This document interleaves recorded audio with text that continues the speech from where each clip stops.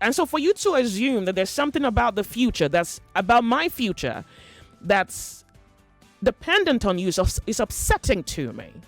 I feel insulted.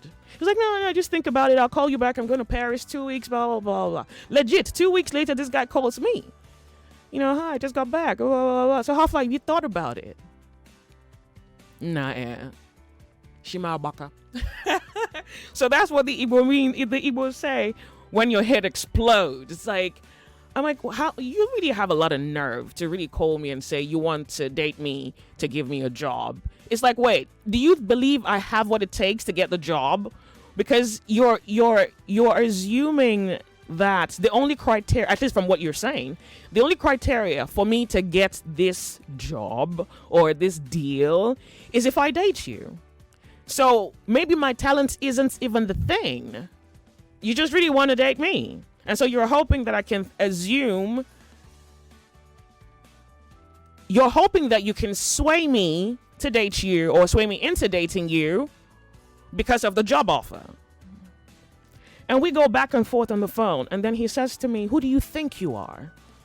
You think you are Agbani Derego? And he called another woman, another lady.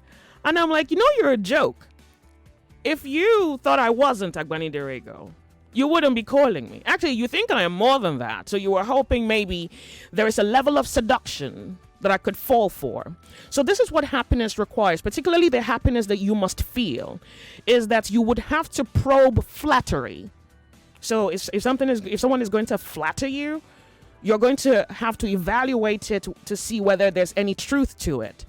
And the moment there's no truth to it, your spirit begins to reject it, because now you're looking for meaning. And so in the absence of meaning, you don't want it. So remember, 2 types of happiness, the one where you don't have to be conscious and the one where you have to be conscious. Yeah? So that's one scenario. Another scenario will be one that you probably have heard me talk about, either on Cool FM or on Nigeria Info. When people hear my voice, they would say, oh, you sound real good. You sound very wonderful. And then I would say, thank you. And there's a tendency to blush when you get a compliment. But sometimes I don't blush because I've heard it all my life. And then someone would say, oh, I don't want your head to swell. And I've heard that thing. I heard that thing for so long. I'm like, wait a second. You're either telling the truth or you're lying. Now, if you're lying and I'm looking for meaning, I don't want it. So, I've heard this thing. I heard this thing 14, 15, 20. What's this, you don't want my head to swell when you tell me something you observed about me.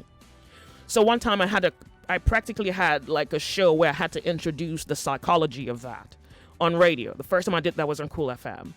It was, my voice is either good or it's not good. So if you say to me, my voice is good, you're not complimenting me as much as you're telling the truth. It's like you see a bird and you say that is a bird. You're not complimenting the bird. There's nothing about your statement that proves that the bird is there or not there. You're only admitting what it is you think you saw. So you cannot assume that you're admitting the obvious elevates the obvious. So it's either the thing is or it isn't. Now, if the thing isn't, then you say it is, then that's flattery. So that's a lie. On the other hand, if the thing is, it is fair to conclude that if you did not exist, then the thing still is. So there is nothing about you that is a factor to the existence of that thing. Does that make sense? So I realized, so I had to tell them, I know that my voice is great. If you didn't tell me, I know. So there is nothing about you telling me that my voice is great that makes my head swell. I know. If you were a mute, I know. If you weren't born, I know. If you didn't exist, I know. If you gave me a backhanded compliment, you couldn't make me feel big or small, because there's nothing about me that's factored on you. And so the moment I was able to do that, I noticed something happened. I took away their power. I made them understand that they didn't have any power to influence how I felt about a compliment that they thought that they gave to me, because I was able to convince them you're either telling the truth or you're telling a lie. And so when you're telling a lie, so I don't like flattery, for example. Like I've told you on radio before, the worship, I don't like it. This exalting of people and idolatry, I despise it. If I think you could look real good and I say you look good, that's the truth. How you want to feel about it, that's your business. I just said what I saw. You see that? So happiness, for me, must have meaning, or it's not happiness. It is the appearance of happiness.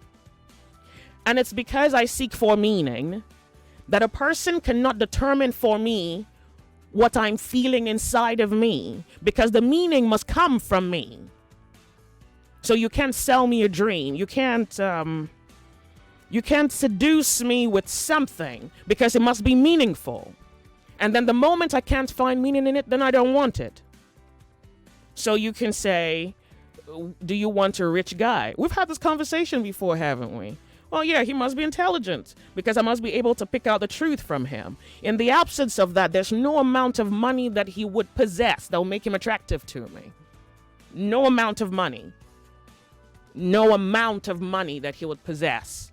Because if I can't find meaning in him, then he is of no use to me. So for me, money's not a factor. So that's a choice that I'm making. So I think that if you are hoping to maybe redefine happiness, or maybe you're choosing to reconsider what you have called happiness all your life, I would suggest, given what you know, that now you judge against you judge against meaning, and you must be sober about it. In the absence of soberness, somebody can lie to you, and because you fall for the lie, you are entrapped. So I know that it's possible, but it would be difficult to entrap me. The possibility, yeah. Like, you would be a very good deceptor. But it would be very difficult, because I will not fall for the seduction. Because the seduction will have no meaning. It would just, it's like when you buy custom jewelry. And in comparison to when you buy gold. Yeah, something looks like it. Now, that thing that looks, I will test the gold and I will test the custom jewelry. Then your scriptures tell you to try to test all spirits, because some spirits will come with the appearance of something.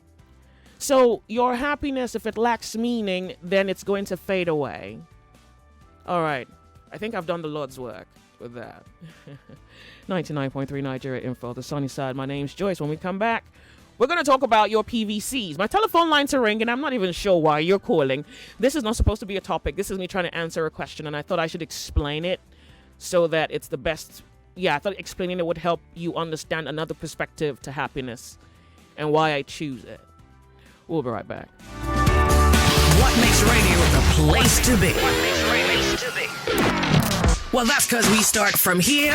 This is a compound, not 1, 2, or 3, that somebody will come and say, I'm the only one coming in another 1 or 2 months. You will see that place is like a market. Yes, from 1 person to 2 to 3 to 4, you don't even know those who are living in that kind of compound. You cannot say, where do you work? Don't worry, I'll tell you. Over here. I married my wife when she was very young, and now we have 4 children, and 2 has finished university. She now hate me so much that I've been cheating on her. I'm not happy with the marriage again. I don't still love her, but the way she treats me is the way I don't like it, because she insults me, she brings me to nothing, even in the front of my children. And time brings us here. People don't want to see what this government has done, and it's left for them. They want to be picking money on the street. They want government to be cashing money. Government is not Father Christmas. Government will really create the neighborhood. No, but the people, I don't think that's what the people want, to be honest. What do they want? They don't want the government dashing them money. They want something that looks like a fair standard of living. Fair, like just good enough to be called a way to live. My work's done. The sun sets here. Mondays through Thursdays on your number one station for talk. 99.3 Nigeria Info.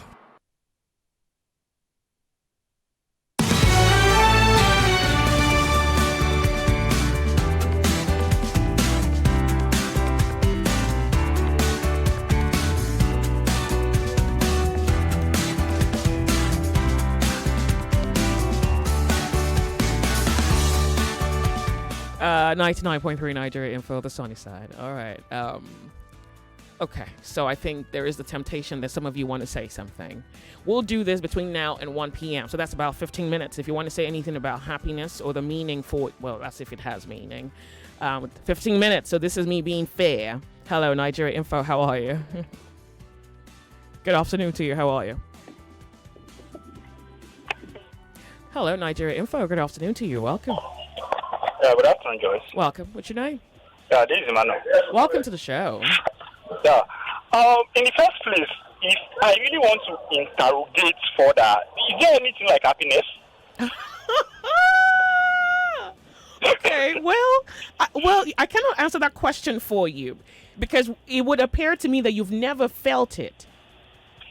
No, I have. Why are you now asking if there's anything like happiness? No, but sometimes as a human being, the next minute there's a happiness. I mean, the other minute following it, seems something is wrong. Yeah. And we have been wired in such way to be forced to happy.